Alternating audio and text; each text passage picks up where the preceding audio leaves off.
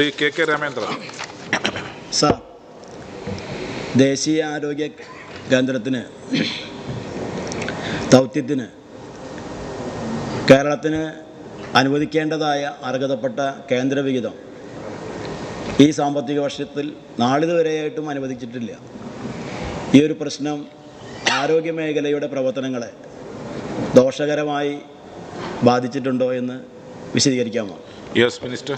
Sir, വളരെ പ്രധാനപ്പെട്ട ഒരു വിഷയമാണ് ബഹുമാന്യനായ അംഗം ഈ സഭയിൽ ഉന്നയിച്ചിരിക്കുന്നത്.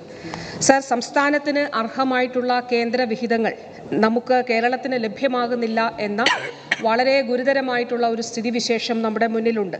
സാർ, 2023-24 കേന്ദ്രാവിഷ്കൃത പദ്ധതികളിൽ കേന്ദ്രം പറഞ്ഞിരിക്കുന്ന ഫണ്ടുകൾ നമുക്ക് ലഭിച്ചിട്ടില്ല.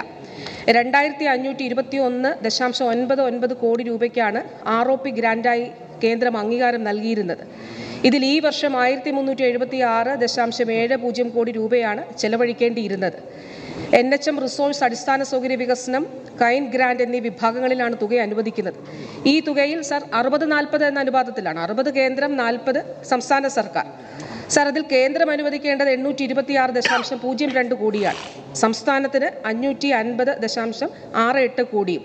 സാർ, കേന്ദ്രം ഇതിൽ ഇപ്പോൾ 3 സാമ്പത്തിക വർഷത്തിൻ്റെ 3 പാദം പൂർത്തിയായി നമ്മൾ 4ാം പാദത്തിലാണുള്ളത്. പക്ഷേ 1 രൂപ പോലും, അത് ഈ 3 പാദം കൂടിയാകുമ്പോൾ 278.4 കോടി രൂപ കഴിഞ്ഞെങ്കിലും 1 ഗഡു പോലും അനുവദിച്ചിട്ടില്ല.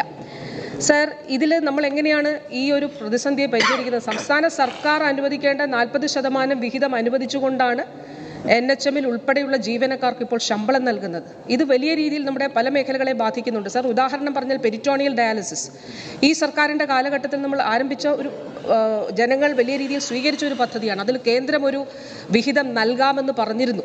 പക്ഷെ 1 രൂപ പോലും അവർ നൽകുന്ന സാഹചര്യം ഉണ്ടായിട്ടില്ല.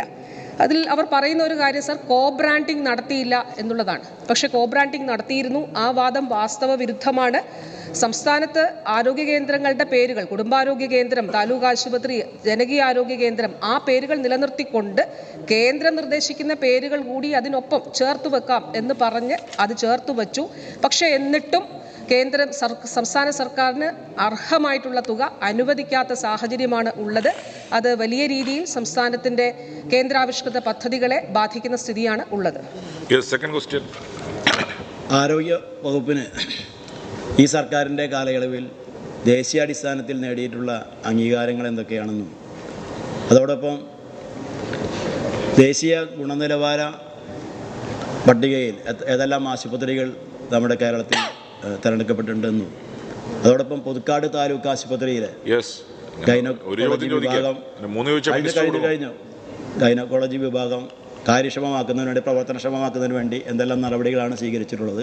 സൂപ്രണ്ട് ഉൾപ്പെടെയുള്ള തസ്തികകളുടെ ഒഴിവുകൾ നികത്തുന്നതിനാവശ്യമായ എന്തെല്ലാം? സാർ, ഈ കാലഘട്ടത്തിൽ ധാരാളം പുരസ്കാരങ്ങൾ സംസ്ഥാനത്ത് ആരോഗ്യ വകുപ്പിന് ദേശീയ തലത്തിൽ ലഭിച്ചിട്ടുണ്ട്. അതെല്ലാം ഇവിടെ പറയുന്നത് സമയം വലിയ രീതിയിൽ എടുക്കുമെന്നുള്ളത് കൊണ്ട് ഞാൻ അതിന് തുനിയുന്നില്ല. ഞാൻ അത് ടേബിൾ ചെയ്യാം ഉത്തരം.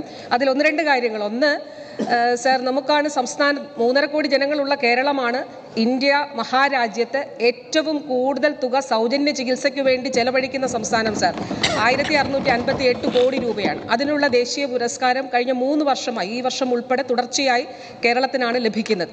അങ്ങനെ ഒട്ടനേകം തലങ്ങളിൽ ആരോഗ്യ വകുപ്പിന് ഭക്ഷ്യസുരക്ഷയിൽ, ആരോഗ്യവകുപ്പുമായി ബന്ധപ്പെട്ടതാണ്, ഭക്ഷ്യസുരക്ഷയിൽ ദേശീയ തലത്തിൽ 1ാം റാങ്ക് കേരളത്തിനാണ് സാർ ഉള്ളത്. അങ്ങനെ ഒട്ടനേകം കാര്യങ്ങളിൽ കേരളത്തിന് പുരസ്കാരം ലഭിച്ചിട്ടുണ്ട്. നമുക്ക് സംസ്ഥാനത്തിന് NQAS അക്രഡിറ്റേഷൻ ലഭിച്ച 172 ആരോഗ്യ സ്ഥാപനങ്ങളാണ് ഉള്ളത്. ഈ 2021-23 കാലയളവിൽ 139 സ്ഥാപനങ്ങൾക്ക് പുതുതായിട്ട് നമുക്ക് നേടിയെടുക്കാൻ സാധിച്ചിട്ടുണ്ട്. അതുകൂടാതെ പുതുക്കാട് ആശുപത്രിയെ സംബന്ധിച്ച് അദ്ദേഹം ചോദിച്ച ചോദ്യം സൂപ്രണ്ടുമായി ബന്ധപ്പെട്ടതാണ്. ഈ വിഷയം ബഹുമാനപ്പെട്ട MLA തന്നെ ശ്രദ്ധയിൽപ്പെടുത്തിയിരുന്നു. അസിസ്റ്റന്റ് ഡയറക്ടർ തസ്തികയിലുള്ള ഒരാളാണ് അവിടുത്തെ സൂപ്രണ്ട്. DPC കൂടിയിട്ടുണ്ട്. അപ്പോൾ ഈ വരുന്ന ദിവസങ്ങളിൽ തന്നെ അത് അവിടെ സൂപ്രണ്ടിനെ കൊടുക്കുന്നതിന് സാധിക്കുന്നതാണ് സാർ.